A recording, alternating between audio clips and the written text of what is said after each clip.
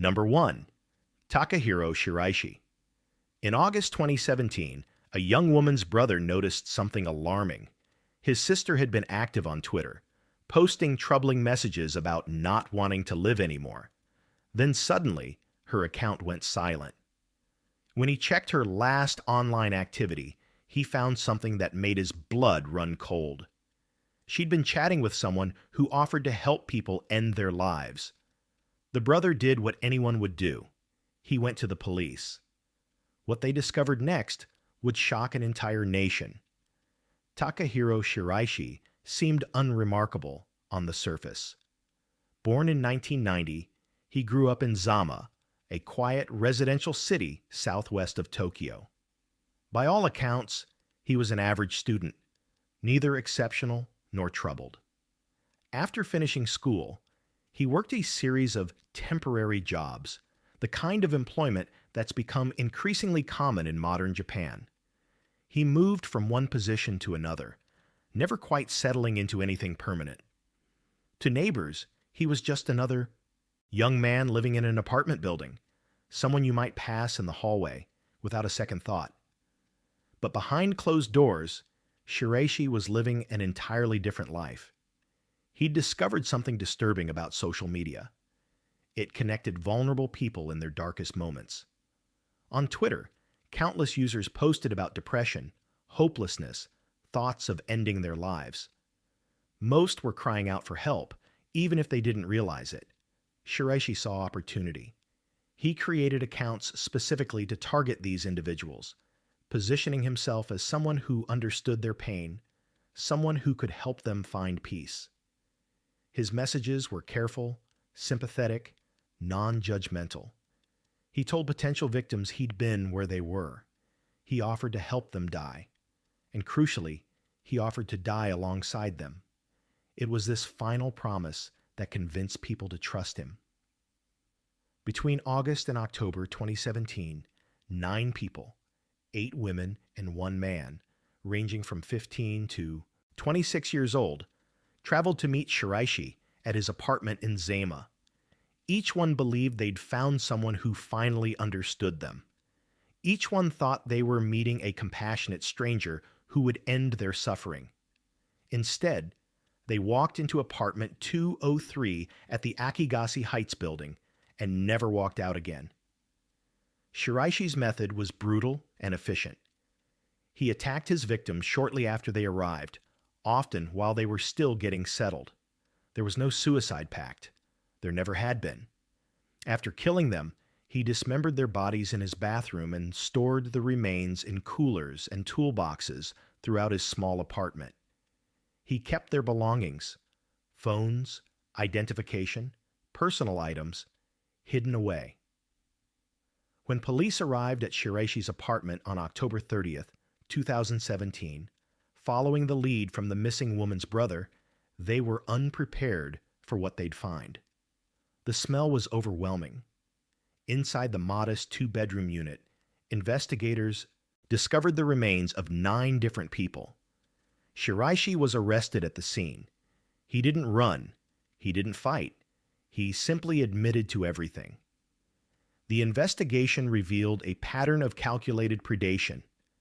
Shiraishi had systematically searched Twitter for keywords related to ending one's life, then reached out to vulnerable users with offers of assistance. He'd refined his approach over time, learning exactly what to say to gain trust. Police found evidence of his conversations, his planning, his deliberate targeting of people in crisis. The youngest victim was just 15 years old. Several had traveled hours to reach his apartment, telling no one where they were going. Some had left behind families who'd been desperately trying to help them through their struggles. The trial began in September 2020. Shiraishi's defense team attempted to argue that the victims had consented, that they genuinely wanted to die, and he'd merely assisted them. The prosecution systematically dismantled this argument. They presented evidence showing Shiraishi had attacked victims who'd changed their minds, who'd tried to leave. They revealed he'd stolen money and possessions from several victims. This was never about compassion or assistance. It was about power, control, and exploitation of the most vulnerable. The court heard testimony from families who described their loved ones' struggles with mental health, their attempts to get help, their final desperate searches for someone who understood. Expert witnesses explained how Shiraishi had manipulated people in psychiatric crisis, using their own words and fears against them. In December 2020, Shiraishi was convicted on 9 counts of murder, along with charges of dismemberment and other offenses. The judge sentenced him to death. Shiraishi never appealed. In a highly unusual move, he accepted his sentence, stating he deserved to die for what he'd done. On June 27, 2025, at Tokyo Detention House, Takahiro Shiraishi was executed by hanging. He was 35 years old. The case forced Japan to confront uncomfortable questions about social media, mental health support, and how easy it had become for predators to find victims online. Twitter and other platforms strengthened their monitoring of content related to self-harm. Mental health organizations launched awareness campaigns about online safety for vulnerable individuals. But 9 families were left with an impossible grief, knowing their loved ones had been searching for help and found a monster instead. Shiraishi's apartment building still stands in Zama, though apartment 203 remains vacant. Sometimes the most dangerous predators aren't the ones lurking in dark alleys. They're the ones offering sympathy through a screen, waiting for someone desperate enough to believe them. Number 2, Chisako Kakehi. She looked like everyone's grandmother. At 70 years old, Chisako Kakehi had gentle features, soft-spoken manners, and the kind of appearance that made people instinctively trust her. She ran a small business, attended community events, and seemed to navigate her golden years with grace. But behind this kindly facade was something far darker, a pattern that had taken investigators years to fully understand. By the time authorities connected the dots, at least 4 men were dead, and Chisako had accumulated a fortune built on their graves. Born in 1946 in Kitakyushu, Chisako grew up in post-war Japan, a time of rebuilding and hardship. She married young, had children, and by all accounts lived an ordinary life for decades. Her first husband passed away from natural causes in 1994, leaving her a widow in her late 40s. What happened next would become a blueprint she'd follow for nearly 20 years. Chisako discovered something lucrative about Japan's aging society. Lonely elderly men were everywhere, many with substantial savings and pensions, desperate for companionship in their final years. She began seeking out partners through matchmaking services and dating websites designed for seniors.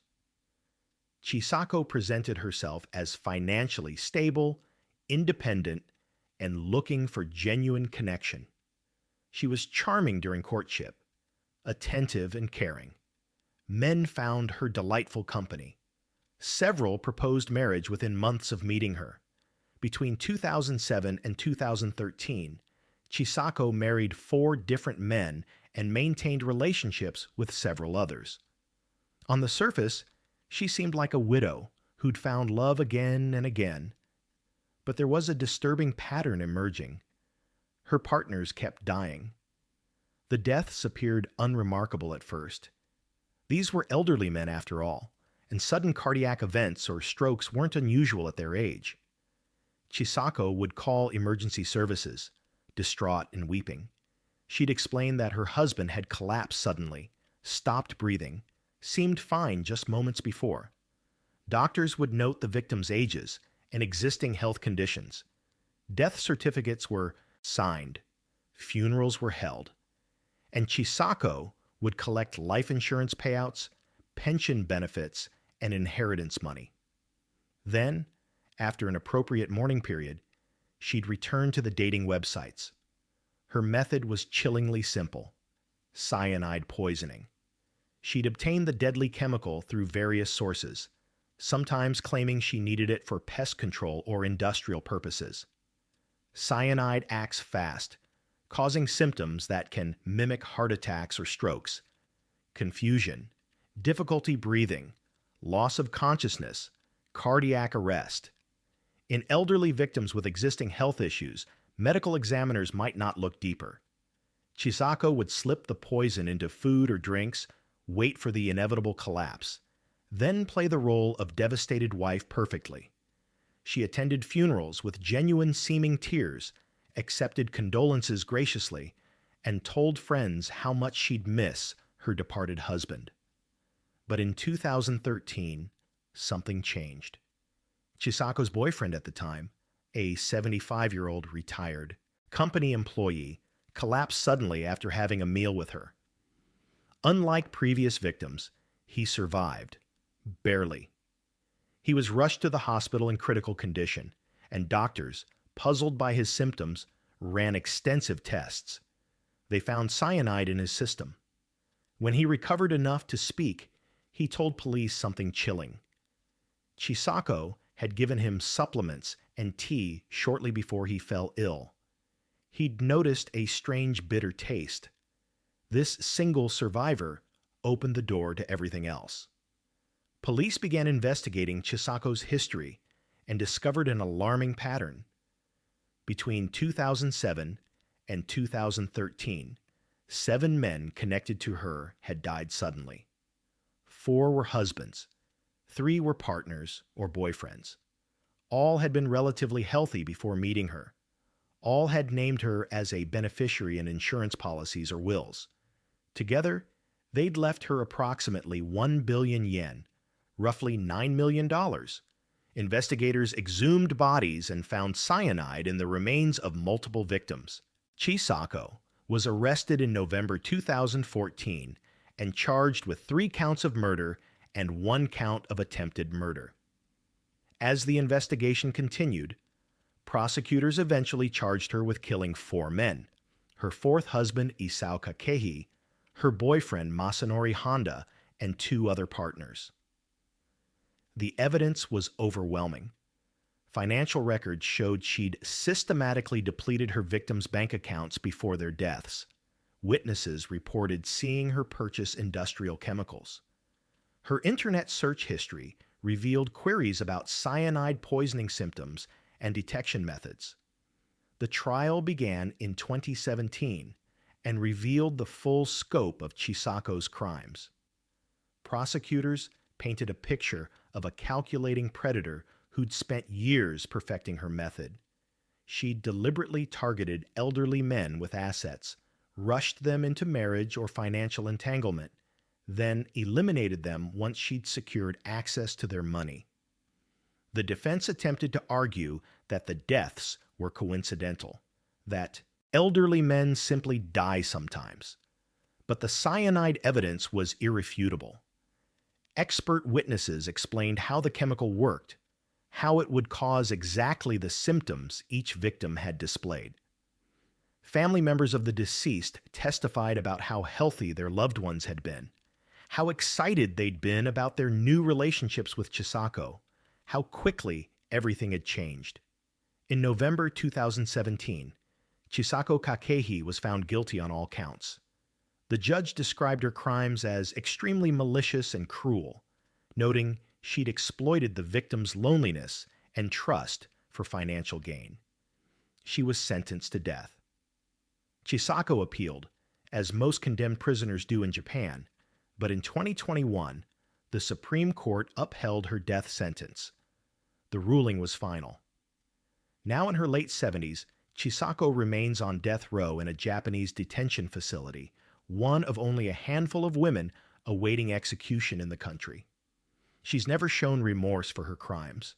During trial proceedings, she maintained that the deaths were natural, that she genuinely cared for the men.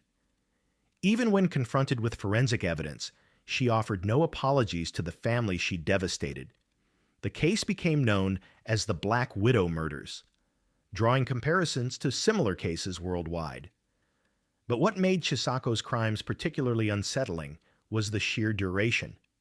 Nearly 20 years of systematic killing, hidden in plain sight behind the mask of a sweet elderly woman looking for love. She'd exploited society's trust in grandmotherly figures and the vulnerability of lonely seniors. Families who'd encouraged their fathers and grandfathers to find companionship in their golden years were left with unbearable guilt. Japan's senior dating industry changed after Chisako's case, with platforms implementing better screening and safety protocols. But no amount of policy change could undo the damage. 4 men had trusted the wrong person, and it cost them everything. Sometimes evil doesn't announce itself with obvious warning signs. Sometimes it wears reading glasses and serves you tea with a smile. Number 3. Satoshi Uematsu.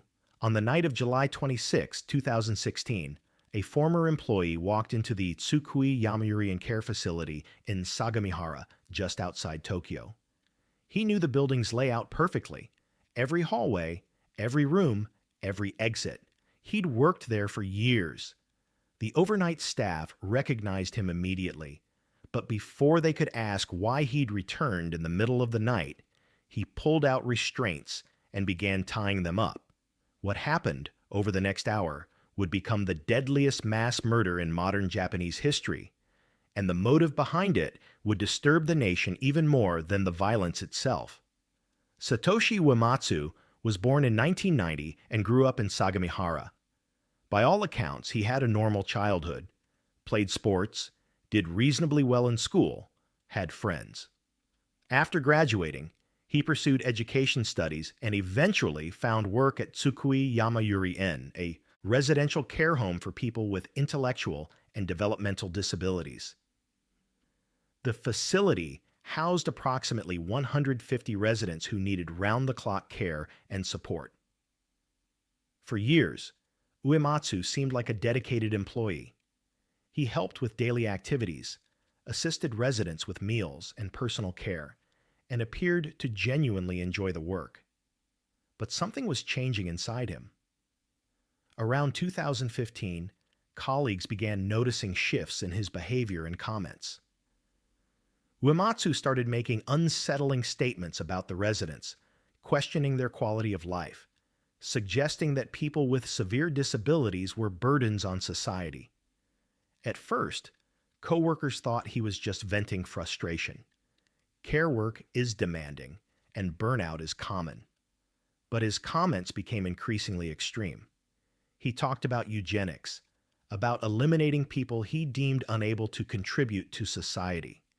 He claimed he was developing a philosophy, a world-changing idea.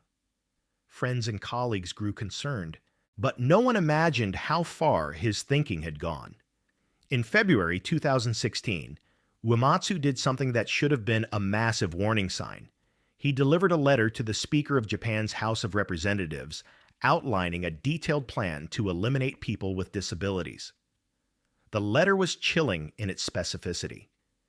He proposed killing 470 disabled individuals, described his methods, and requested permission from the government to carry out this plan. He genuinely seemed to believe authorities would approve. Police were notified, and Uematsu was involuntarily hospitalized for psychiatric evaluation. Doctors diagnosed him with delusional disorder, noting his dangerous fixations. After less than 2 weeks, he was released with a recommendation for continued outpatient treatment. He'd also been fired from Tsukui Yamayuri-en. But being removed from the facility didn't end his obsession. It only gave him time to plan. Over the following months, Uematsu prepared methodically. He acquired knives, studied the facility's security procedures, and planned his timing carefully. He chose late July, knowing the overnight shift would have minimal staff. He waited until just before 2:30 in the morning on July 26, 2016, when most residents would be asleep and vulnerable. Then he drove to the facility he knew so well. After restraining the staff members, Uematsu moved through the residential wings with terrifying efficiency. He entered rooms where residents slept, people who'd trusted him during his years as their caregiver. Using the knives he'd brought, he attacked residents in their beds. He was selective, later claiming he targeted those with the most severe disabilities. The attack lasted approximately 40 minutes. By the time he finished, 19 people had been killed and 26 others seriously injured. It was systematic, planned, and executed with the knowledge only a former employee would have. He knew which rooms to target, how to move through the building where staff would be. When Uematsu was done, he didn't try to hide. He drove directly to a police station in Sagamihara, walked inside at 3 o'clock in the morning, and turned himself in. He told officers he'd just come from Tsukui Yamayurien, where he'd carried out his mission. He showed no remorse, no horror at what he'd done. Instead, he seemed to expect recognition, possibly even praise. Police arrested him immediately, and the full scope of the tragedy began to emerge as emergency responders rushed to the facility. The crime scene was devastating. 19 residents had been killed, men and women ranging from 19 to 70 years old, people who'd lived at the facility for years, who had families and caregivers who loved them. The injured survivors bore physical and psychological scars. Staff members who'd been restrained blamed themselves for not being able to protect the residents. Families across Japan were horrified, many questioning how such an attack could happen in a care facility, a place meant to be safe. The investigation revealed the depth of Uematsu's planning. He'd written extensively about his beliefs, created detailed plans, even outlined how society should thank him for his actions. He'd convinced himself he was performing a service, eliminating people he viewed as worthless. His statements showed no understanding of the humanity he'd destroyed, no recognition that each victim was a person with inherent value, loved by families and caregivers. The trial began in January 2020, and prosecutors sought the death penalty. Uematsu's defense team attempted to argue mental incompetence, pointing to his psychiatric diagnosis and delusional thinking. They claimed his mental illness prevented him from fully understanding the criminality of his actions. But prosecutors presented evidence showing careful planning, rational decision-making in executing the attack, and clear awareness that what he was doing was illegal. He just believed. He was justified. The court heard devastating testimony from families of victims. Because of Japan's privacy laws protecting people with disabilities, most victims were never publicly named, referred to only by age and gender in court documents. But their families spoke about who they'd been, people who enjoyed music, who smiled when they saw loved ones, who had preferences and personalities and lives that mattered. They described the holes left behind, the grief of losing someone to senseless violence. In March 2020, the court delivered its verdict. Uematsu was found guilty on 19 counts of murder and 26 counts of attempted murder. The judge rejected the insanity defense, finding that despite his delusional beliefs, Uematsu had been capable of understanding his actions and their consequences. He'd planned meticulously, acted deliberately, and shown awareness that society would view his actions as criminal. The sentence was death by hanging. Uematsu showed no remorse during sentencing. He maintained that his beliefs were correct, that he'd done what needed to be done. He appealed the sentence, as is standard in Japanese capital cases, but remained adamant that his ideology was sound. As of now, he remains on death row, awaiting execution. The Tsukui Yamayurien attack forced Japan to confront uncomfortable questions about disability rights, institutional care, and how warning signs had been missed. Uematsu had literally delivered a letter announcing his intentions months before the attack, yet the system had failed to prevent the tragedy. The facility itself has since been rebuilt and renamed, an attempt to move forward from the horror that occurred there. But the deeper wound remained.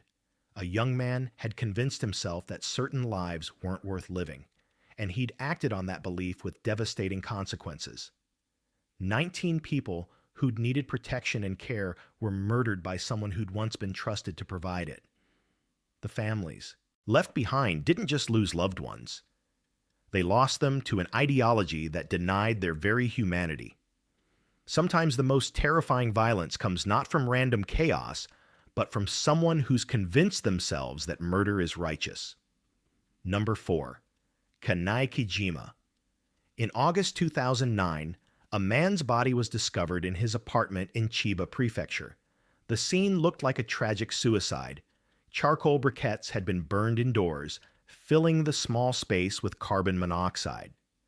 The victim, a 53-year-old businessman, had left no note, but given Japan's high rate of such incidents, investigators initially treated it as another unfortunate case of self-inflicted harm. What they didn't know was that this was just the beginning of a pattern that would eventually reveal one of Japan's most calculated killers, someone who'd turned online, dating into a hunting ground. Kanai Kijima was born in 1974 in Hokkaido, Japan's northernmost island. She grew up in an ordinary family and had what seemed like a conventional early life. After finishing school, she married and had children, settling into the role of wife and mother. But the marriage didn't last, and by her 30s, Kijima found herself divorced and struggling financially. She worked various jobs but never seemed to achieve the stability she wanted. She had expensive tastes, enjoyed shopping and dining out, but her income couldn't support the lifestyle she desired. So she started looking for other options, and she found them on the internet. Japan's online dating scene in the late 2000s was booming, particularly on websites focused on konkatsu, marriage hunting activities where single people actively searched for spouses. These platforms were filled with lonely men, many middle-aged or older, financially stable, and eager to find companionship. Kijima created profiles on multiple dating sites, presenting herself as an attractive, nurturing woman looking for a serious relationship. She was skilled at conversation, knowing exactly what these men wanted to hear. She seemed genuinely interested in their lives, their hopes, their problems. Men found her charming and attentive. Several fell for her quickly. But Kijima wasn't looking for love. She was looking for money. She'd developed a method that was both simple and terrifying. She'd cultivate relationships with men she met online, moving quickly from casual chatting to deep emotional connection.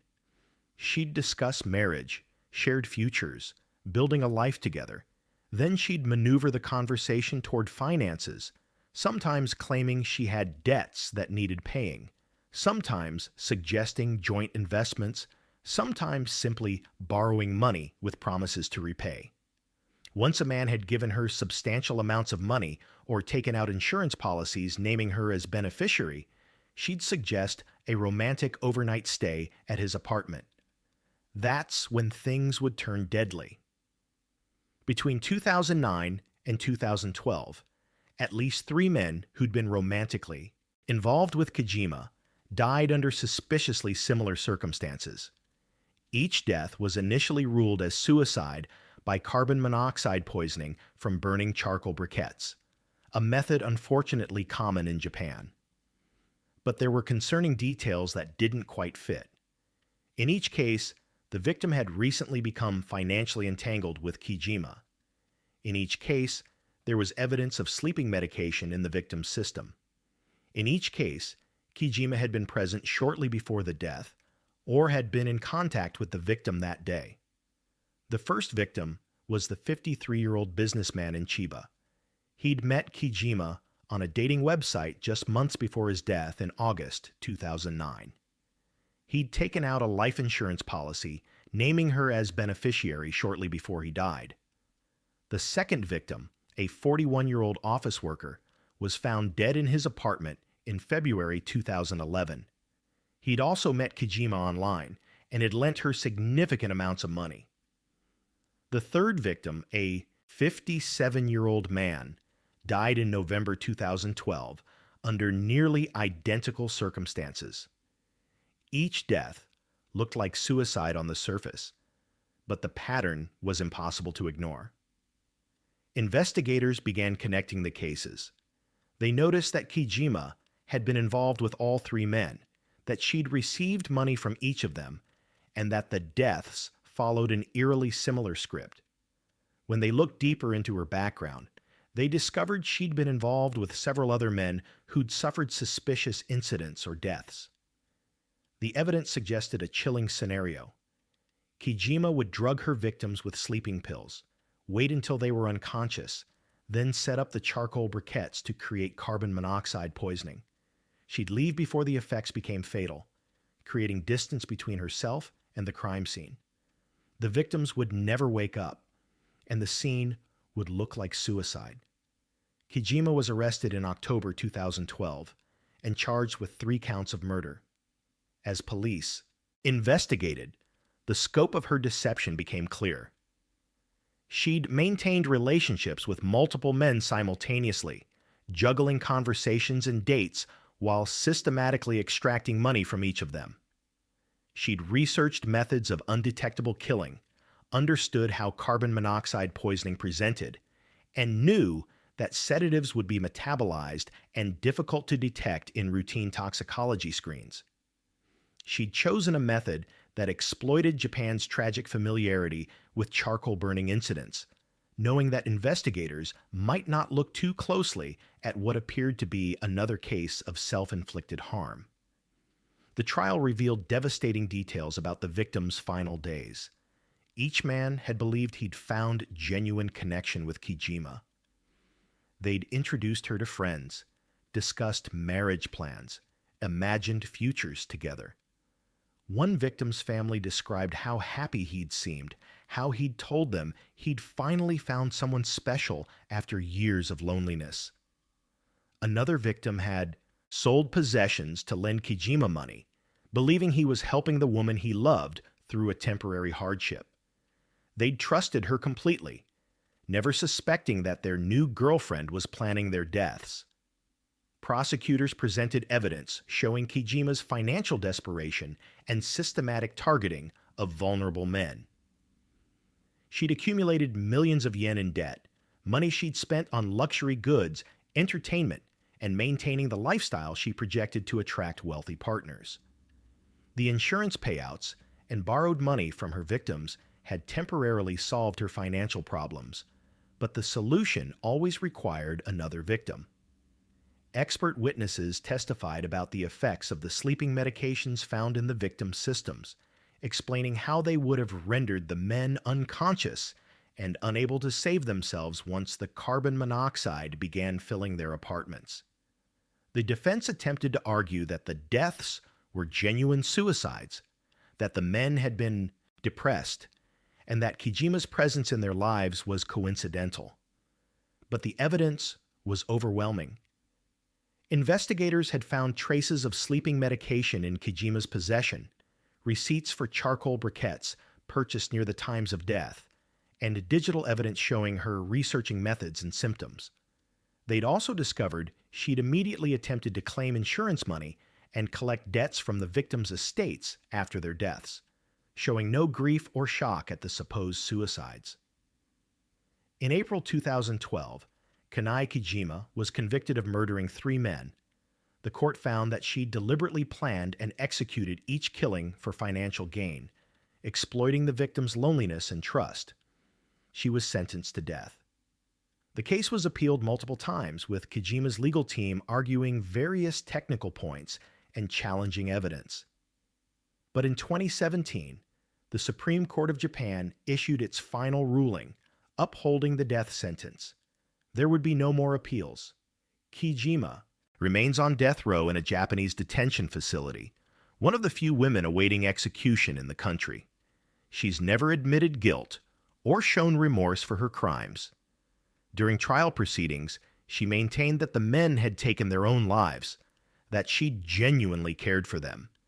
Even when confronted with forensic evidence and the clear pattern of her actions, she offered no apologies to the families who'd lost loved ones. The case became known as the Konkatsu killer murders. Konkatsu meaning marriage hunting.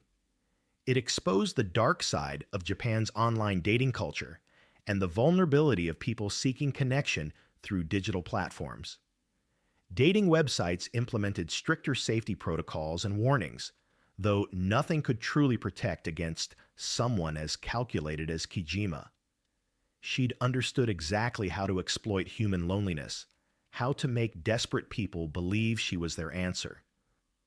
3 men had died thinking they'd found love.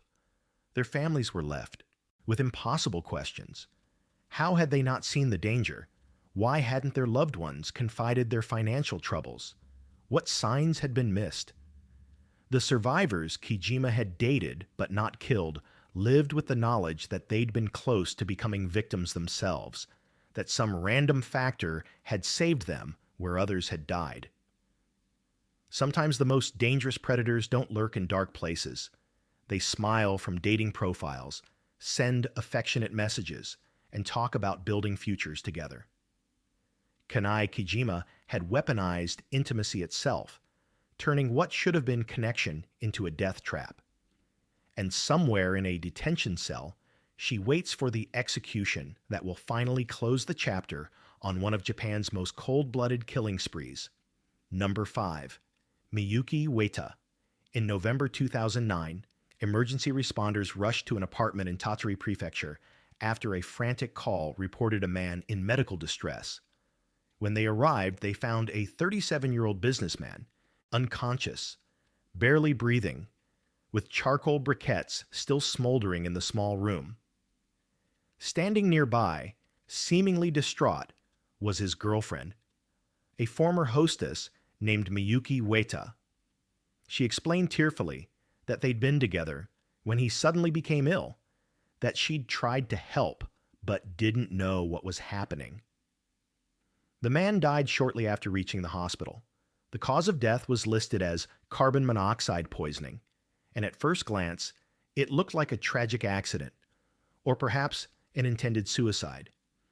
But this was the second time a man close to Miyuki Ueda had died under nearly identical circumstances, and investigators were beginning to notice a pattern. Miyuki Ueda was born in 1976 and grew up in Western Japan. Details about her early life remain sparse, but by her 20s she'd found work in Japan's nightlife industry, working as a hostess at snack bars and clubs, establishments where women entertain male customers through conversation and companionship. It's a common profession in Japan, and for some women, it offers good money and flexible hours. Ueda was reportedly skilled at her job, knowing how to make customers feel special, how to keep them coming back. But the work is unstable, and by her 30s, Ueda was looking for more financial security. She started seeking relationships with men who could provide that stability, and she found them through her work connections and dating services. The first death occurred in 2008. A man Ueda had been involved with died suddenly from what appeared to be carbon monoxide poisoning from burning charcoal. It was investigated as a possible suicide, and while Ueda had been connected to the victim, there wasn't enough evidence to suggest foul play. She collected insurance money and moved on with her life. Then, just over a year later, the second death happened, the businessman in Tottori. This time, police took a much closer look at Miyuki Ueda. Investigators discovered troubling similarities between the deaths. Both men had been romantically involved with Ueda. Both had taken out life insurance policies shortly before their deaths, naming Ueda as beneficiary. Both deaths involved charcoal burning carbon monoxide poisoning, and in both cases, evidence suggested the victims had been sedated with sleeping medications before they died. The circumstances were too similar to dismiss as coincidence. Police began building a case, and what they uncovered revealed a calculated pattern of manipulation and murder for profit. Ueda's method mirrored tactics that were becoming disturbingly familiar in Japan's true crime landscape. She would develop relationships with men she met through her hostessing work or on dating websites, men who were financially stable and often lonely or vulnerable. She'd cultivate deep emotional connections quickly, discussing future plans and marriage. Then, she'd maneuver the situation so these men would take out substantial life insurance policies with her, listed as beneficiary. Once the financial arrangements were in place, she'd arrange to spend time alone with them at their apartments or hotels. The attacks followed a consistent pattern. Ueda would slip sleeping medication into her victim's food or drink, waiting for the sedatives to take full effect. Once the man was unconscious, she'd set up charcoal briquettes and light them, creating deadly carbon monoxide gas. She'd then leave the scene, sometimes calling emergency services after enough time had passed to ensure the victim wouldn't survive, sometimes simply disappearing and letting others discover the body later. The setup was designed to look like suicide. Charcoal-burning deaths were tragically common in Japan, a well-known method that often didn't trigger extensive investigation. But Ueda had made mistakes. In the Tottery case, she'd called emergency services too quickly while she was still at the scene, trying to appear as a distressed girlfriend finding her partner in crisis.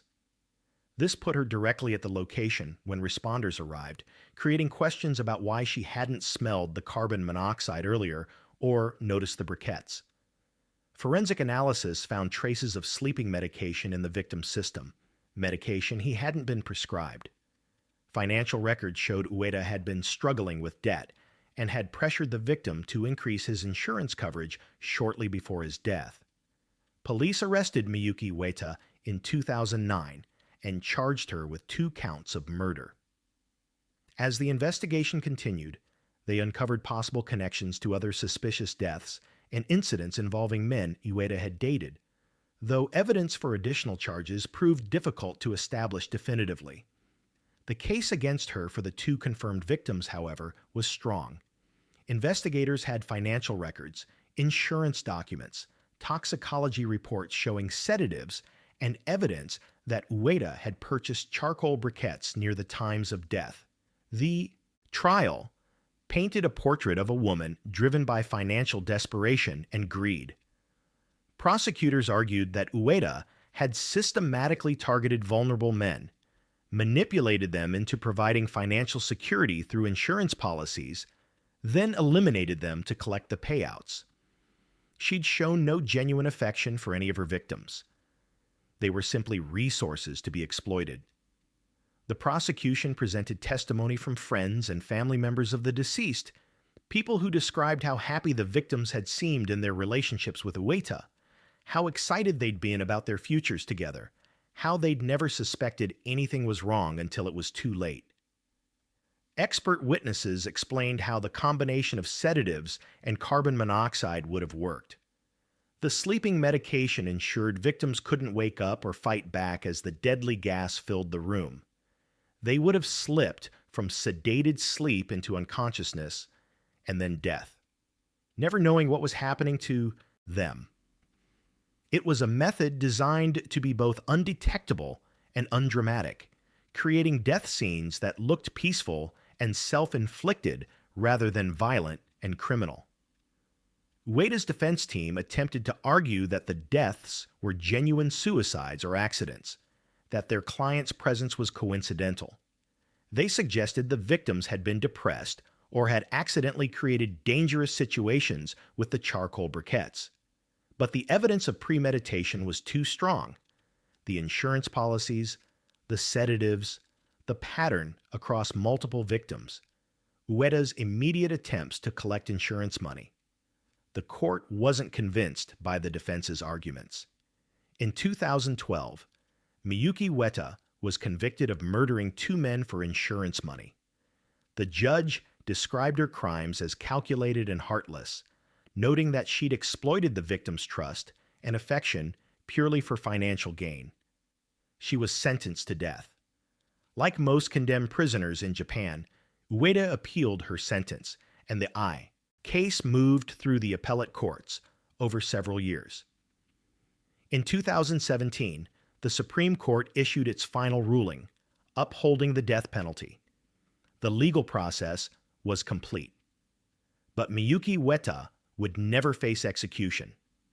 In December 2023, while still on death row in a Japanese detention facility, she died of illness at the age of 47. The exact nature of her illness wasn't publicly disclosed, but her death ended one of Japan's most notorious cases of Black Widow killings. She'd never admitted guilt, never expressed remorse for her crimes, and never offered closure to the families of her victims. The case drew inevitable comparisons to Kanai Kijima, another woman convicted around the same time of using similar methods to kill men she'd met through dating services. Both women had exploited Japan's culture of loneliness, targeting middle-aged men seeking companionship. Both had used insurance fraud as motivation. Both had employed charcoal-burning carbon monoxide poisoning to create deaths that looked like suicide. The similarities were so striking that investigators and criminologists began examining whether there might be even more cases they'd missed. Other deaths that had been ruled suicides, but might actually have been murders following this same blueprint. The families Ueda left behind struggled with complex grief.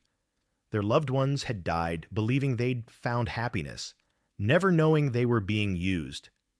Parents and siblings of victims described the betrayal as worse than the loss itself, knowing that someone had pretended to love their family member while planning their death. One victim's brother spoke at trial about how his sibling had been so proud to introduce Ueda to the family, how he'd talked about finally settling down and building a stable life. The family had welcomed her, never suspecting what she really was. Ueda's death in prison didn't bring satisfaction to these families. They'd wanted her to face execution, to experience some consequence for what she'd done. Instead, she died naturally, avoiding the punishment the courts had determined she deserved. Some saw it as a final escape, one last way she'd avoided accountability. The broader impact of cases like Ueta's and Kijima's was significant. Insurance companies tightened their policies around new beneficiaries, requiring more documentation and waiting periods. Dating services added safety warnings and resources. Mental health organizations launched campaigns encouraging people, especially older single men, to be cautious about new relationships that moved too quickly toward financial entanglement. But no policy or warning could completely protect against someone determined to exploit human loneliness. Two men had trusted Miyuki Ueda with their hearts and their futures. She'd responded by taking their lives for insurance money that she'd likely spent within months. The cruelty wasn't just in the killing itself, but in the extended deception, the weeks or months of performed affection that made the betrayal complete.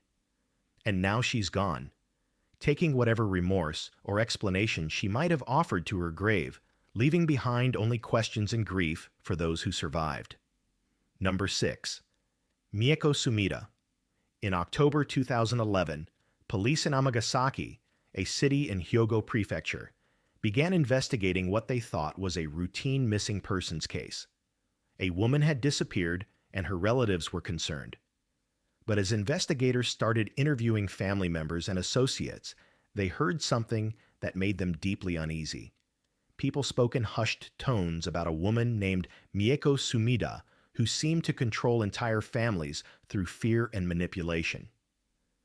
They described relatives who'd vanished without explanation, sudden deaths that were never properly investigated, and a web of psychological abuse so intricate that victims seemed incapable of escaping.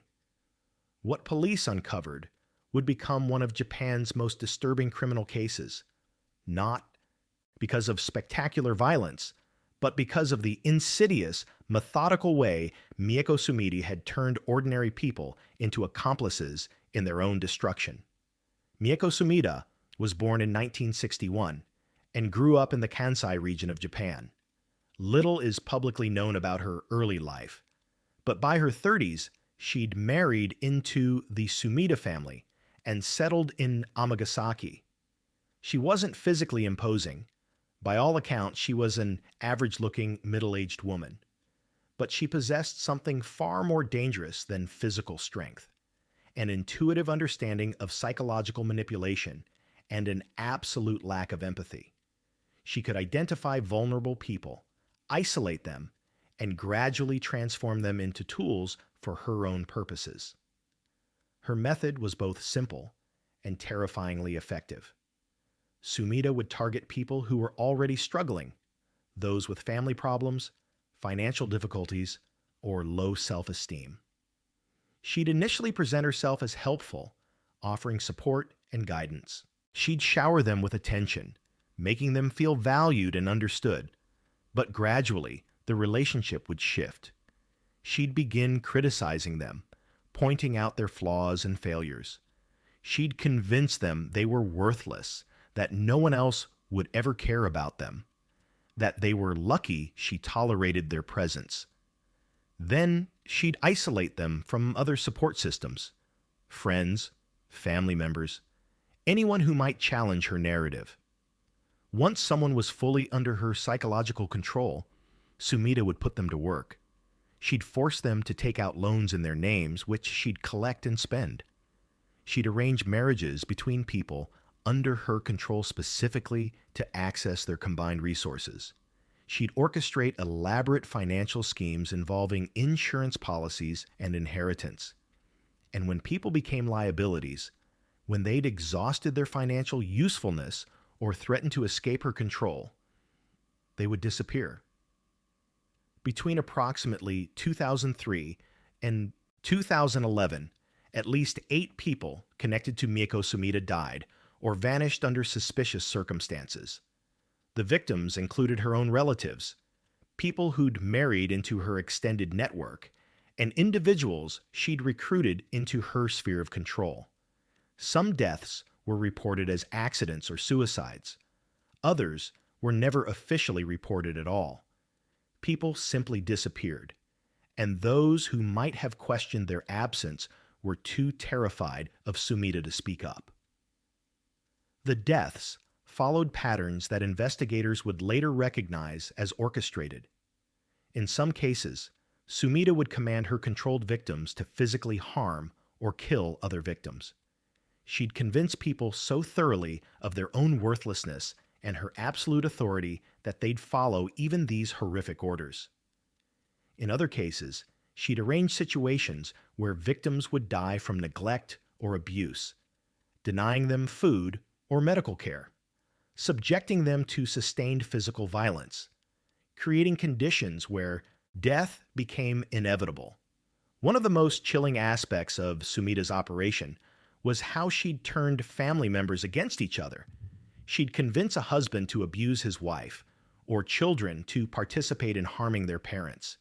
She'd create hierarchies within her controlled group, where those who followed orders most obediently received slightly better treatment, incentivizing compliance and breaking down natural family bonds. People who'd once loved each other became tools in Sumida's schemes, unable to trust or protect one another.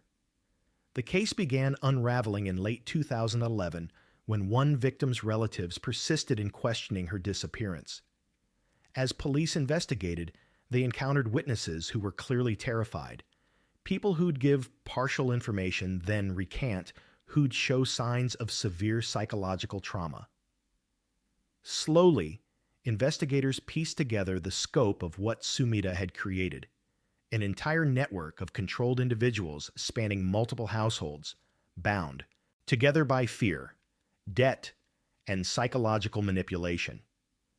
When police finally arrested Mieko Sumida in November 2011, they charged her with involvement in multiple deaths and with orchestrating systematic fraud and abuse. They'd identified at least 8 victims who died or disappeared, though investigators suspected there might be more cases they hadn't uncovered. As they interviewed survivors from Sumida's network, the full horror of her methods emerged. People described years of psychological torture, being forced to participate in harming others, living in constant terror of Sumida's anger, and feeling completely incapable of escaping despite desperately wanting to leave. But the case would never see its conclusion in court. On December 12, 2012, just over a year after her arrest, and while still awaiting the completion of her trial, Mieko Sumida was found dead in her police detention cell. She had taken her own life by hanging. She was 51 years old. Her death came before prosecutors could present their full case, before victims could see her convicted, and before many questions about the full extent of her crimes could be answered. Sumida's death left profound frustration for investigators and survivors. Without her testimony, many details about the deaths remained unclear. Which killings had she directly participated in? Which had she ordered others to commit? How many victims had there actually been? How had she first developed her manipulation techniques? All these questions died with her. The survivors she'd controlled were left without the closure of seeing their abuser face full accountability. The case became known as the Amagasaki serial murder incident, though that name doesn't fully capture the complexity of what Sumida had created. This wasn't a traditional serial murder case where one person directly killed multiple victims. Instead, it was a systematic destruction of human autonomy, where Sumida had built a machine of abuse that turned victims into perpetrators, where family bonds became weapons, and where people lost the ability to see themselves as anything other than extensions of her will. Psychologists who studied the case compared Sumida's methods to cult leadership and domestic abuse tactics taken to their most extreme conclusion. She'd used classic manipulation techniques, love bombing followed by devaluation, isolation from outside support, creation of learned helplessness, intermittent reinforcement of compliance. But she'd applied these methods with unusual sophistication across multiple people simultaneously, creating a network where victims monitored and controlled each other even without her direct presence.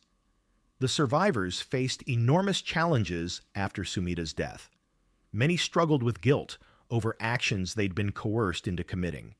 Some had participated in harming or killing others while under Sumida's control, and now had to reconcile what they'd done with who they believed themselves to be. They'd lost years of their lives to her manipulation, accumulated massive debts in her schemes, and in some cases lost family members who'd been murdered as part of her operations. Rebuilding any sense of normal life seemed almost impossible. The case also exposed gaps in Japan's systems for detecting domestic abuse and coercive control. Sumida had operated for years, building her network of controlled victims, orchestrating deaths and disappearances, all while staying below the radar of authorities. Her victims had been so effectively isolated and psychologically broken that they couldn't or wouldn't seek help.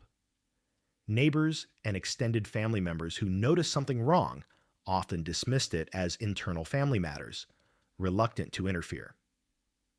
In the aftermath, Japan's law enforcement and social services began paying more attention to patterns that might indicate coercive control and systematic abuse within families or closed groups. But the reality remained that people like Sumida, those who understand psychological manipulation at an instinctive level, can be extraordinarily difficult to detect until their operations collapse.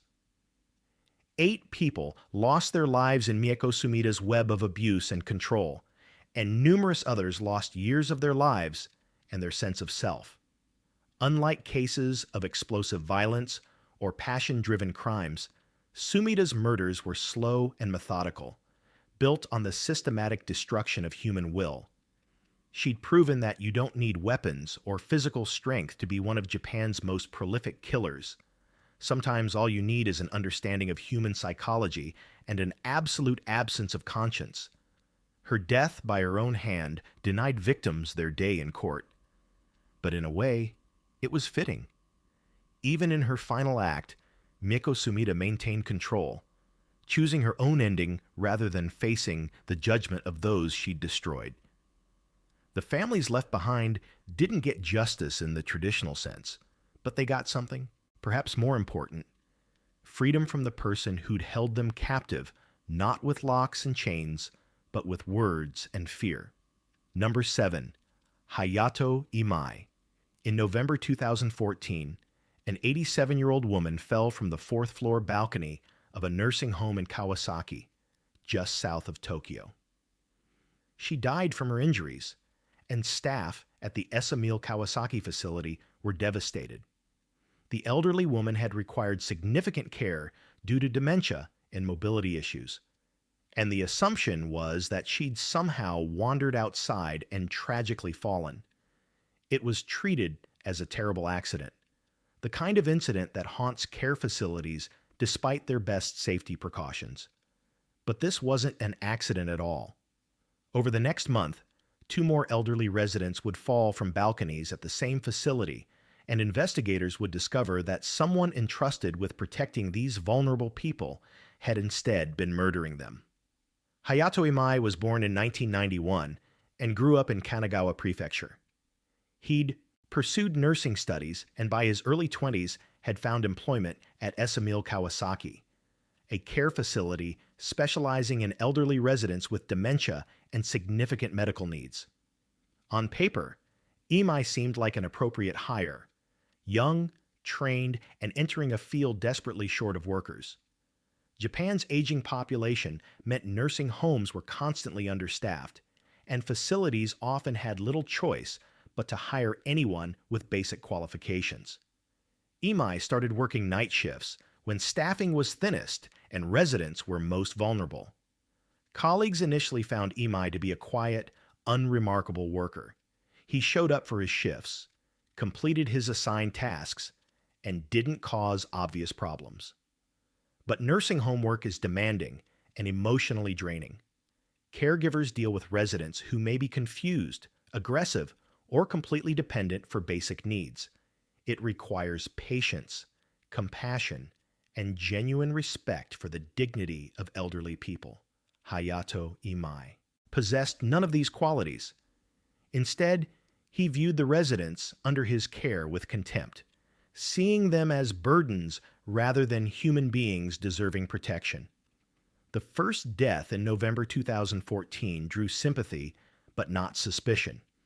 The elderly woman had dementia, and while the facility had safety measures in place, accidents could happen. Staff mourned, the family grieved, and the facility reviewed its protocols. Then in December, another resident, an 86-year-old man, fell from a balcony. This death raised more questions. 2 falls in 1 month was unusual, and both victims had been residents who required assistance with mobility. How had they gotten outside to the balconies?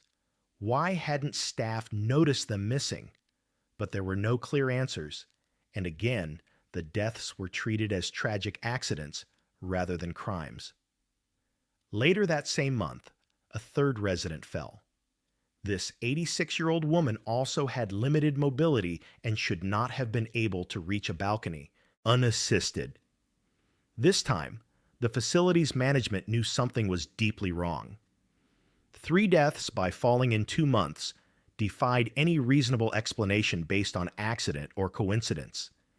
They contacted police, and investigators began examining the circumstances of all 3 deaths much more carefully. What they discovered was horrifying.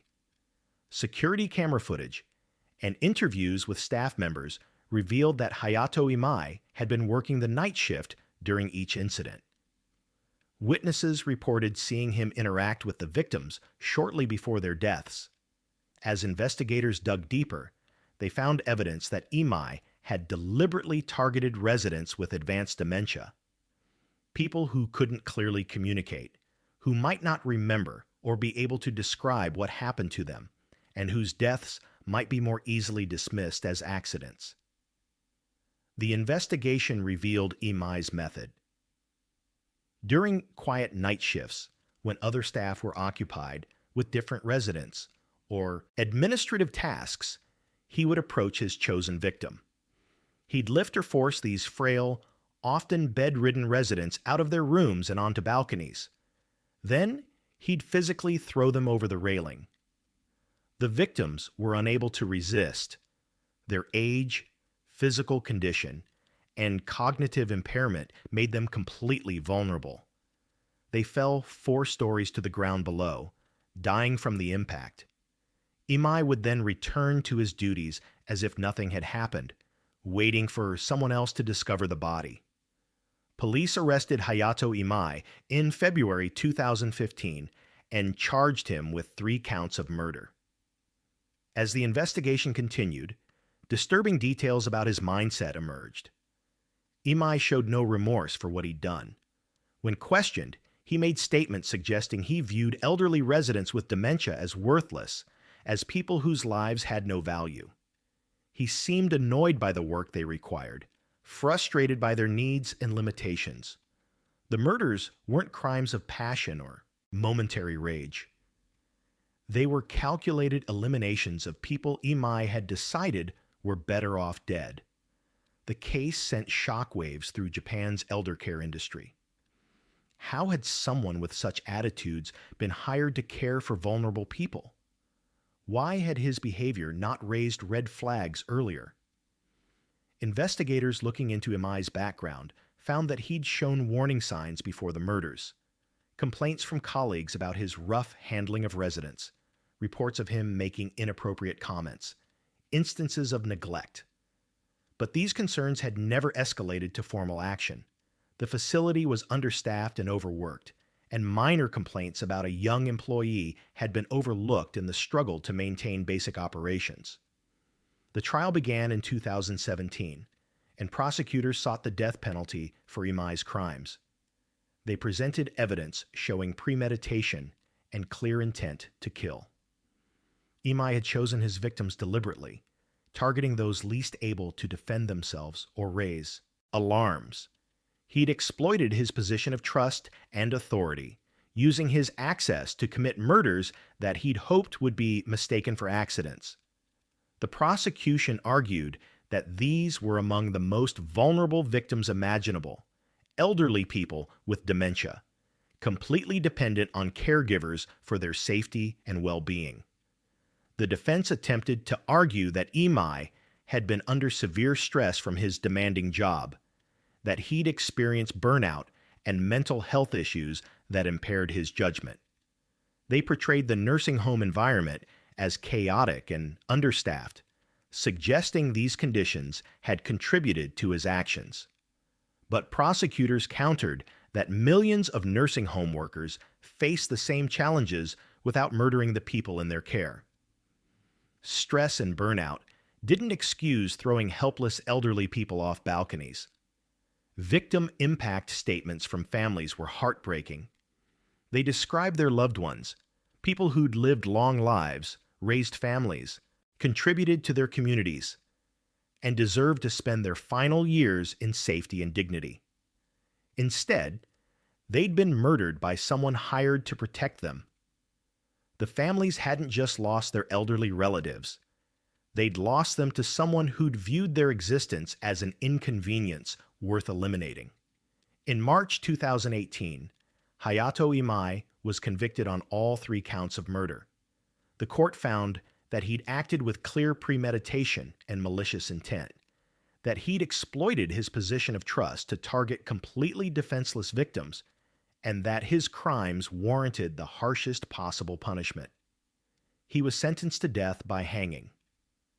Imai appealed, as most condemned prisoners do, but his appeals were rejected. The conviction and sentence were upheld. As of now, Hayato Imai remains on death row in a Japanese detention facility, awaiting execution. He was just 23 years old when he committed the murders, making him one of the youngest people sentenced to death in modern Japan. He'll likely spend years or even decades waiting for execution. Japan's death penalty process is deliberately slow, with long periods between sentencing and the actual carrying out of the punishment. The case forced difficult conversations about Japan's elder care system. The country has one of the world's oldest populations, with millions of elderly people requiring care. but the system is chronically understaffed and underfunded, relying heavily on young workers who are often poorly paid and inadequately supervised. The pressure to fill positions sometimes means background checks and training are minimal, creating opportunities for people who shouldn't be anywhere near vulnerable populations to slip through. Emil Kawasaki faced intense scrutiny after the murders, with investigations revealing numerous safety and oversight failures. The facility implemented new protocols, increased staffing, and improved security measures. But these changes came too late for Imai's three victims. They'd trusted the facility to keep them safe, and that trust had been fatally misplaced. The three elderly victims, women aged 87 and 86, and a man aged 86, had lived through World War II, Japan's post-war reconstruction, and decades of social change. They'd survived so much, only to be murdered in a place that was supposed to be their safe haven.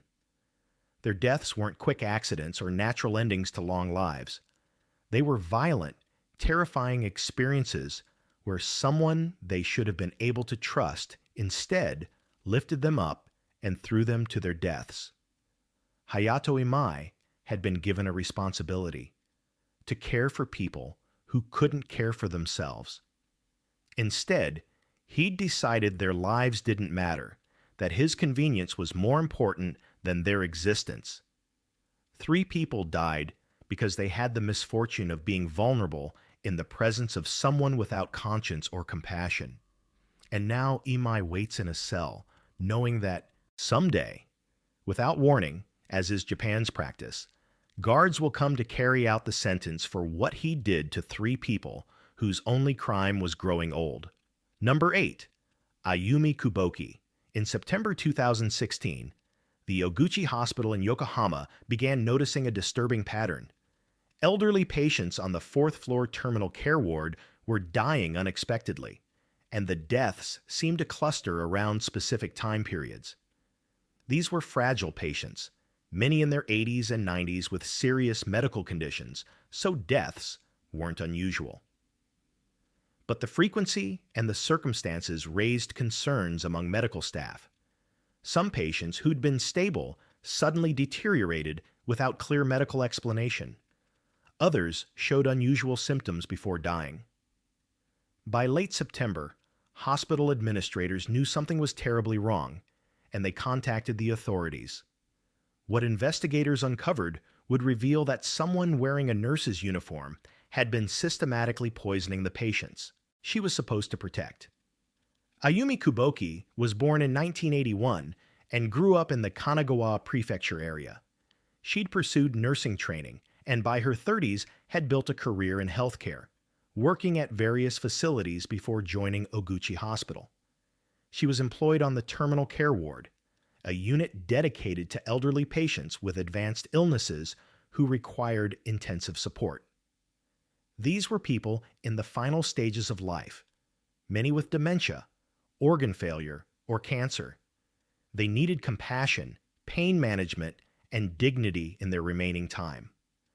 Kuboki was trusted with their care, given access to their rooms, their medications, and their most vulnerable moments.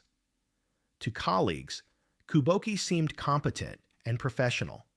She showed up for shifts, completed her duties, and didn't stand out as particularly problematic or exemplary.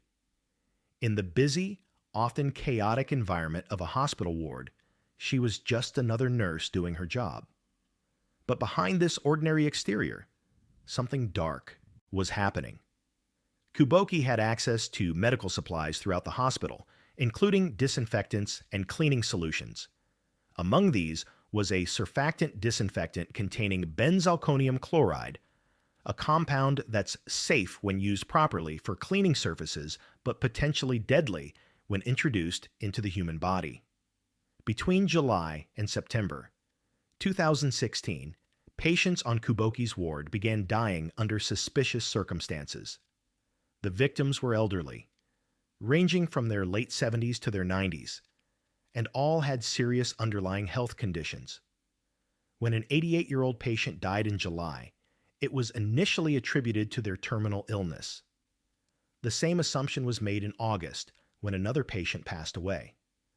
But in September, when deaths began occurring more frequently and nurses noticed patterns in how patients deteriorated, hospital staff started questioning what was happening. Medical personnel observed that some patients showed symptoms inconsistent with their known conditions: sudden drops in blood pressure, respiratory distress, and rapid deterioration that didn't match expected disease progression. When these concerns were raised to hospital administration, they launched an internal investigation. They reviewed patient records, examined the timing of deaths, and looked at which staff members had been on duty during each incident. One name kept appearing: Ayumi Kuboki. Hospital officials contacted police, and investigators began examining the deaths more closely. They ordered toxicology tests on patients who died recently, and the results were shocking. Several victims had benzalkonium chloride in their systems, levels consistent with deliberate administration rather than accidental exposure. This disinfectant wouldn't normally appear in patient bloodstreams. The only explanation was that someone had intentionally introduced it into their bodies, likely through IV lines or directly injected solutions. Police arrested Ayumi Kuboki in November 2016 and charged her with murdering 3 elderly patients at Oguchi Hospital. The victims were an 88-year-old man who died in July, a 78-year-old woman who died in September, and an 89-year-old woman also in September. Investigators suspected there might be additional victims, but proving murder becomes difficult when victims are already terminally ill and expected to die. They focused on cases where the evidence was strongest. As the investigation progressed, authorities examined Kuboki's background and discovered she'd worked at other medical facilities before Oguchi Hospital. They began looking into whether suspicious deaths had occurred at those locations as well. While they couldn't definitively prove additional murders, the pattern of deaths at facilities where Kuboki had worked raised disturbing questions about how long she might have been killing patients. The question that haunted everyone was why. Kuboki wasn't stealing from patients or collecting insurance money. The victims weren't people who'd wronged her personally. They were simply elderly patients under her care. When questioned, Kuboki didn't provide clear explanations that made sense. Some reports suggested she'd made comments about patients being burdens or taking up space in the hospital. Others indicated she might have been motivated by a desire to control life and death, to have the power over vulnerable people. The truth behind her motivations remained murky. The trial began in 2019, and prosecutors presented the medical evidence showing benzalkonium chloride poisoning in the victims. They established that Kuboki had been on duty and had access to the patients during the relevant timeframes. They showed that she'd had opportunity and means to commit the murders. Expert witnesses explained how the disinfectant would have affected the victims' bodies, causing the symptoms that nurses had observed before death. The defense attempted to argue that the deaths could have been from natural causes, that the presence of the disinfectant might have been from environmental contamination or medical errors rather than intentional poisoning. They suggested the evidence was circumstantial, that there could be other explanations. But the prosecution's case was strong. The benzalkonium chloride levels were too high for accidental exposure. The pattern of deaths correlated too closely with Kuboki's shifts. The compound had been found in multiple victims, making coincidence increasingly unlikely. Victim families testified about their loved ones' final days. They described parents and grandparents who'd been receiving end-of-life care, who'd been vulnerable and dependent on hospital staff for comfort and dignity. These families had trusted Oguchi Hospital to provide compassionate care in their relatives' final time. Instead, someone had deliberately ended those lives prematurely, taking away precious final days or weeks that families should have had with their loved ones. The trial also examined the broader failures that had allowed Kuboki to continue killing. Why hadn't the unusual death patterns been noticed earlier? What oversight had been missing? How had a nurse been able to access disinfectants and administer them to patients without detection?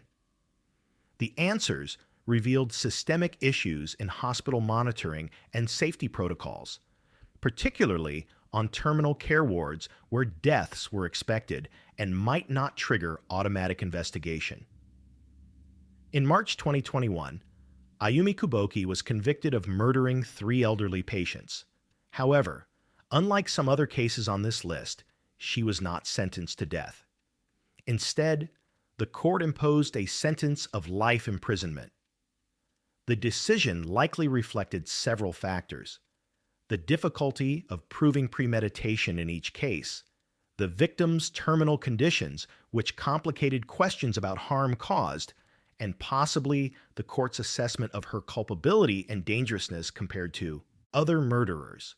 In 2024, an appellate court upheld her conviction and life sentence.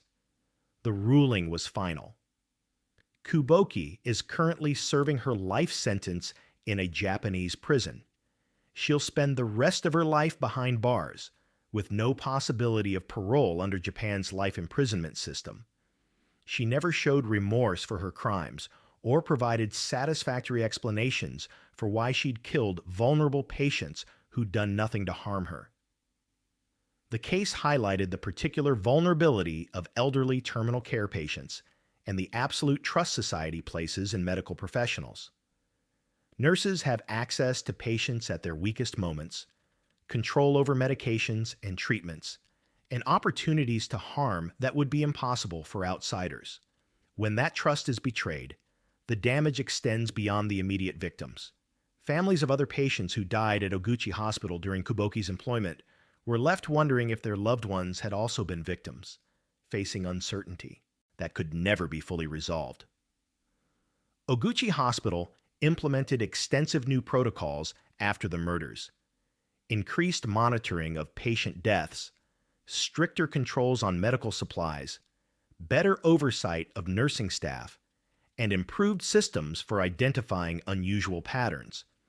But these changes, like so many reforms that follow tragedies, came too late for Kuboki's victims. 3 elderly people, an 88-year-old man, a 78-year-old woman, and an 89-year-old woman, died believing they were receiving medical care. Their families said goodbye thinking their loved ones had succumbed to illness, not knowing someone had deliberately poisoned them. When the truth emerged, those families had to confront an impossible grief. Their relatives had been murdered in a place meant to provide comfort and care, killed by someone wearing a nurse's uniform. Ayumi Kuboki had been given one of society's most sacred responsibilities: caring for people at the end of their lives, ensuring their final days included dignity, comfort, and safety. She'd violated that trust in the most profound way possible, turning healing hands into instruments of death. And now she sits in a prison cell, serving a life sentence for betraying everything her profession was supposed to represent. Number 9, Masakatsu Nishikawa. In the early 1990s, small business owners in Nagoya began disappearing under mysterious circumstances. These weren't random victims. They were specifically managers and owners of snack bars, the small-scale nightlife establishments where customers pay for drinks and conversation with hostesses. The missing owners shared certain characteristics. They ran cash-intensive businesses. They worked late hours in relatively isolated locations. And they'd recently come into contact with a customer who seemed unusually interested in their operations.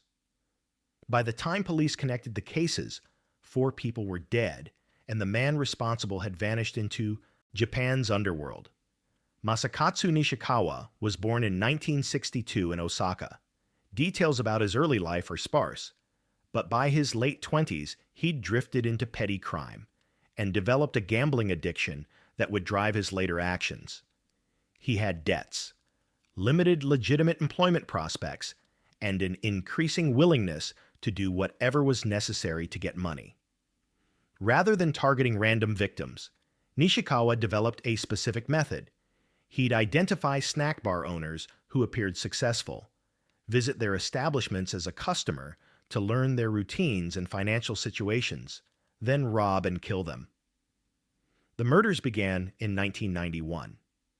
Nishikawa would enter a snack bar as a regular customer, spending time and money to build familiarity with the owner.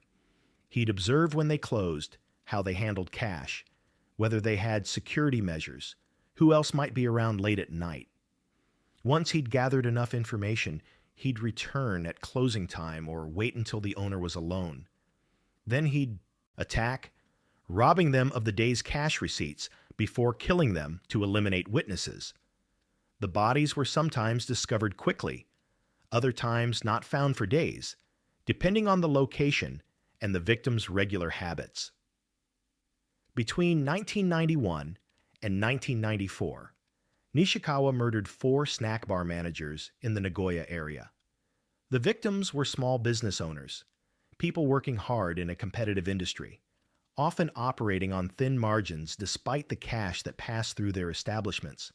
They weren't wealthy, but to someone desperate for money, the nightly cash receipts from a busy snack bar represented opportunity.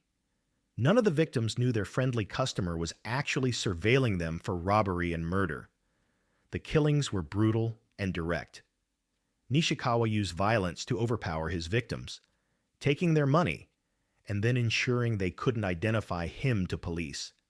He showed no hesitation or remorse, treating the murders as necessary components of his robbery scheme rather than as the destruction of human lives.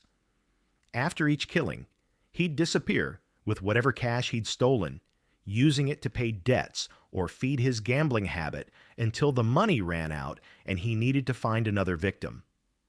Police investigating the murders noticed the pattern. All victims were snack bar owners. All were killed during or shortly after closing time. All had been robbed of cash. They began warning nightlife business owners to be cautious, to vary their routines, to avoid being alone with unfamiliar customers. But in the early 1990s, surveillance technology was limited, and Nishikawa was careful about leaving evidence. The investigation progressed slowly, hampered by the transient nature of snack bar customers and the difficulty of tracking someone moving between different establishments. The breakthrough came from persistent detective work and eventually connecting Nishikawa to the crime scenes through witness descriptions and forensic evidence. When police finally identified him as a suspect, he fled, beginning a period of life on the run. For years, Nishikawa evaded capture, moving between cities and taking on temporary work under false identities. But by 2003, advances in investigation techniques and database systems made it increasingly difficult for wanted criminals to hide. Police apprehended Nishikawa, ending his years as a fugitive. The trial painted a picture of a man driven by greed and gambling addiction who'd chosen to fund his habits through murder. Prosecutors presented evidence linking Nishikawa to all 4 killings, showing his pattern of targeting vulnerable small business owners, his methodical planning, and his complete lack of concern for his victims' lives. The murders weren't crimes of passion or momentary desperation. They were calculated acts committed repeatedly over several years. The defense had little to work with. The evidence was solid, Nishikawa's pattern was clear, and there were no mitigating circumstances that could justify or explain away 4 separate murders committed for financial gain. The victims' families testified about their losses, parents, spouses, children of people who'd simply been trying to run small businesses and support themselves. These weren't people who'd lived risky lives or put themselves in danger. They'd been killed for whatever cash happened to be in their registers on the nights Nishikawa chose to attack. The court found Masakatsu Nishikawa guilty on 4 counts of murder and multiple counts of robbery. The judge described his crimes as cold-blooded and motivated purely by greed, noting that he'd shown no remorse and had chosen repeatedly to kill rather than seek legitimate ways to address his financial problems. In a system where the death penalty is reserved for the most serious cases, particularly those involving multiple victims and aggravating factors like robbery murders, Nishikawa's crimes met the criteria. He was sentenced to death. Like most condemned prisoners in Japan, Nishikawa appealed his sentence. The appeals process in Japanese capital cases can take years or even decades, with multiple levels of review. But ultimately, all of Nishikawa's appeals were rejected. The courts consistently found that the evidence supported his conviction and that the death sentence was appropriate given the nature and number of his crimes. On July 13, 2017, more than 20 years after his final murder, Masakatsu Nishikawa was executed by hanging at a Japanese detention facility. He was 54 years old. The execution came during a period when Japan carried out multiple executions of long-term death row inmates, addressing a backlog of condemned prisoners who'd exhausted all appeals. For Nishikawa, the execution ended decades of waiting in detention, wondering when the final day would come. The execution brought mixed reactions from victims' families. Some felt relief that justice had finally been served, that the man who'd killed their loved ones had faced consequences for his actions. Others felt the execution came too late, that 20-plus years of waiting had denied them timely closure. Still others questioned whether the execution changed anything. It couldn't bring back the 4 people Nishikawa had murdered, couldn't undo the decades of grief their families had endured. Nishikawa's case was notable not for any particularly unusual aspects, but rather for how it exemplified a certain type of criminal. Someone who commits multiple murders purely for financial gain, treating human lives as obstacles to be eliminated in pursuit of money. There was no psychological complexity, no twisted ideology, no claims of mental illness or diminished capacity. He'd simply been willing to kill people to get their cash, and he'd done it 4 times before being stopped. The snack bar industry in Nagoya and beyond was left with a lasting wariness after Nishikawa's crimes. Small business owners became more cautious about late-night security, more careful about being alone with customers they didn't know well, more aware that their cash-based businesses made them potential targets. Some installed better security systems. Others changed how they handled closing procedures, and many simply lived with increased anxiety about the risks of their profession. 4 people, snack bar owners trying to make a living in Japan's nightlife economy, were murdered by someone they'd welcomed as a customer. They'd served him drinks, made conversation, probably hoped he'd become a regular. Instead, he'd been studying them, planning their deaths, waiting for the right moment to take their money and their lives. They'd trusted in the basic social contract that governs business transactions, the assumption that customers aren't scouting you for murder. Masakatsu Nishikawa had exploited that trust 4 times, leaving behind 4 destroyed families and a community of small business owners who'd learned to fear the friendly stranger at the bar. His execution in 2017 closed a case that had begun more than 25 years earlier, bringing an end to one of Japan's less sensational but no less tragic serial murder cases. Nishikawa died the same way his victims had, suddenly, knowing his end had come, with no chance to change what had led him to that moment. The difference was that his victims had been innocent people doing honest work, while he'd been a killer who'd chosen violence and greed over every other option life had offered him. Number 10. Tomohiro Kato. On the afternoon of June 8, 2008, Akihabara, Tokyo's famous electronics and anime district, was packed with pedestrians enjoying a sunny Sunday. The area's main street, Chodori, had been closed to vehicle traffic as it was every weekend, transforming into a pedestrian paradise where thousands of shoppers, tourists, and enthusiasts browsed the district's countless stores. Just after 12:30 p.m., a 2-ton rental truck suddenly accelerated down the crowded street, mounted the pedestrian crossing, and plowed directly into people crossing the intersection. Before anyone could process what was happening, the driver emerged from the crashed truck, wielding a dagger, and began stabbing people at random.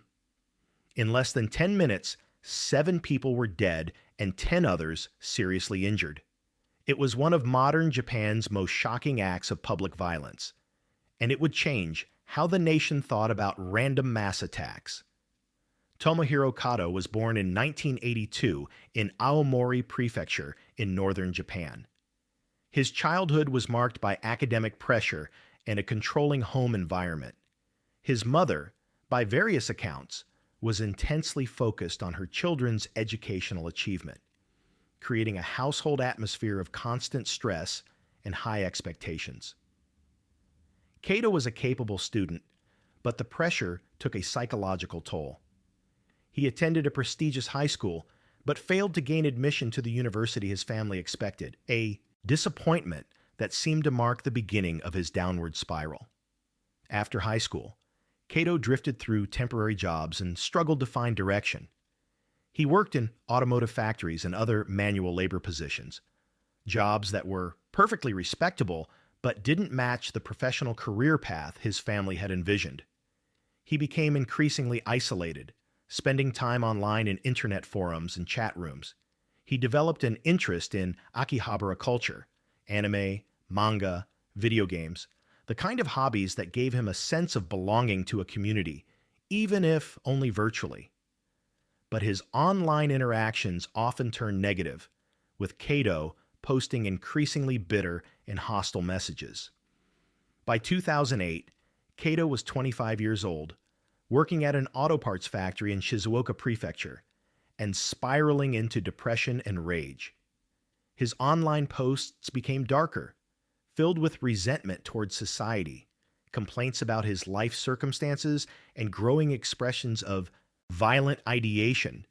He felt like a failure, blamed society for his problems, and nursed grievances about perceived slights and rejections.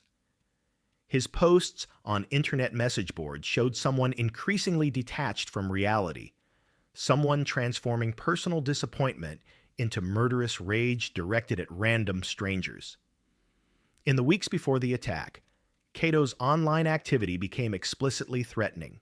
He posted messages hinting at plans for violence in Akihabara, statements that should have been warning signs, but were dismissed as typical internet trolling or empty threats. On June 8, 2008, those threats became horrifyingly real. Kato rented a 2-ton truck in Shizuoka and drove to Tokyo, arriving in Akihabara around midday. He'd brought a survival knife with a long blade, and he'd spent the morning mentally preparing himself for what he was about to do. His plan was simple and devastating. Use the truck as a weapon to hit as many people as possible, then exit and continue attacking, with the knife before police could respond. He wanted maximum casualties, maximum impact, maximum disruption of the peaceful Sunday scene. At 12:33 p.m., Kato accelerated the truck through a red light and drove directly into the intersection where pedestrians were crossing. The truck struck multiple people, sending bodies flying. 3 people died instantly from the impact: a 19-year-old man, a 31-year-old man, and a 74-year-old man who'd simply been in the wrong place at the wrong time. The truck crashed to a stop, and Kato immediately jumped out carrying his knife. What followed was chaos and horror. Kato began stabbing anyone within reach: shoppers, tourists, people who'd stopped to help victims of the truck attack. He moved quickly, attacking indiscriminately, showing no pattern in victim selection beyond proximity. He stabbed a 21-year-old woman, a 33-year-old man, a 47-year-old man, and a 19-year-old aspiring comedian. 4 more people died from their stab wounds. Others were seriously injured, bearing physical and psychological scars that would last the rest of their lives. Witnesses described the scene as surreal. One moment they were enjoying a normal Sunday in Akihabara. The next, they were running from a man stabbing people at random.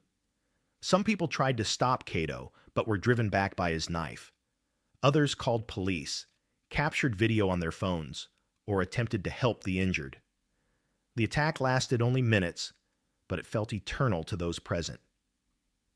Police arrived quickly and apprehended Kato at the scene. He didn't resist arrest or attempt to flee. He'd accomplished what he'd set out to do: create carnage, force society to notice him, transform his internal rage into external destruction.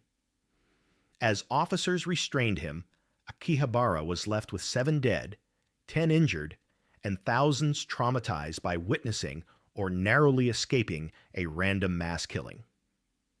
The investigation revealed the full extent of Kato's planning. His internet posts showed premeditation stretching back weeks. He'd specifically chosen Akihabara because it was crowded and because the pedestrian zone would maximize casualties from the truck attack. He'd selected a Sunday afternoon for maximum foot traffic. He'd brought a weapon for the second phase of the attack. This wasn't an impulsive act or a sudden mental break. It was calculated violence designed to kill as many random people as possible. The trial began in 2010, and the proceedings laid bare both the horror of the attack and the banality of Kato's motivations. Prosecutors presented evidence of his planning, his violent internet posts, and the devastating impact of his actions. The 7 victims ranged in age from 19 to 74. A young man who'd been shopping with friends, a woman who'd been walking to lunch, a retiree enjoying the district, people whose only connection was being in Akihabara that day. Kato's defense attempted to argue that he'd been suffering from mental illness, that his difficult childhood and psychological problems should be considered mitigating factors. They presented evidence of his troubled family dynamics, his social isolation, his depression. But prosecutors countered that millions of people face difficult childhoods and mental health challenges without committing mass murder. Kato had made conscious choices to plan the attack, to rent the truck, to bring the knife, to accelerate into a crowd of innocent people. He'd been aware of what he was doing and had chosen to do it anyway. Victim impact statements were devastating. Families described loved ones who'd left home that morning expecting a normal day and never returned. Parents who'd lost children, children who'd lost parents, friends who'd watched people die in front of them. The attack hadn't just killed 7 people. It had shattered dozens of families and traumatized an entire community. Akihabara, which had been a place of joy and escapism for many Japanese people, now carried the shadow of that Sunday afternoon. The court also examined the broader implications of the attack. This was Japan's first major incident of what would come to be recognized as a pattern of random rampage violence, attacks by isolated, resentful individuals who choose to lash out at society through mass casualty incidents. Kato had posted online that he was tired of the world and wanted to be noticed. He'd achieved that goal in the worst possible way, forcing Japan to confront a type of violence that had seemed more common in other countries. In March 2011, Tomohiro Kato was convicted on 7 counts of murder and multiple counts of attempted murder. The judge found that despite his psychological issues, he'd been fully aware of his actions and their consequences. He'd planned deliberately, acted with intent to kill as many people as possible, and shown no genuine remorse. The court sentenced him to death by hanging. Kato appealed, as expected in capital cases. His defense team continued arguing that mental illness should have precluded the death penalty, that his capacity was diminished, that life imprisonment would be more appropriate. But in 2015, Japan's Supreme Court rejected his final appeal. The death sentence was upheld and finalized. Kato would join death row, waiting for an execution date that would come without warning, as is Japan's practice. On July 26, 2022, 14 years after the Akihabara attack, Tomohiro Kato was executed by hanging. He was 39 years old. The execution came during a period when Japan carried out multiple executions, including several high-profile cases that had been pending for years. For Kato, the execution ended more than a decade of waiting in detention, isolated from society, reflecting on the 10 minutes of violence that had defined and destroyed multiple lives, including his own. The execution brought closure to some victim families, though many noted that no punishment could truly balance what had been taken from them. 7 people were still dead. 7 families still carried grief that would never fully heal. The injured survivors still bore scars, both physical and psychological. And thousands of people who'd been in Akihabara that day still carried memories of the horror they'd witnessed. Kato's attack changed Japan in tangible ways. Security measures increased in crowded pedestrian areas. Law enforcement began taking online threats more seriously, monitoring for warning signs of potential violence.